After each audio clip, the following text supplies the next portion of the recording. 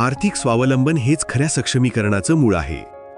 महाराष्ट्र शासनाच्या अल्पसंख्याक विकास विभागातर्फे स्वयंसहायता बचत गट योजना राबवली जाते. या योजनेअंतर्गत राज्यातील अल्पसंख्याक महिलांना संघटित करून त्यांचे बचत गट तयार केले जातात.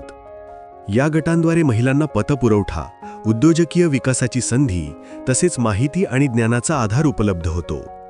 मुंबई शहर, मुंबई उपनगर, नांदेड, मालेगाव, कारंजा, परभणी, पुणे, नागपूर, छत्रपती संभाजीनगर, भिवंडी, मुंब्रा कौसा आणि मिरज या 12 शहरांमध्ये ही योजना यशस्वीपणे राबवली जाते. दरवर्षी 800 नवीन बचत गट तयार करून त्यांना विविध क्षमतावृद्धी प्रशिक्षण दिलं जातं. महिला आर्थिक विकास महामंडळामार्फत ही योजना राबवली जाते आणि शासनाकडून थेट अनुदान दिलं जातं.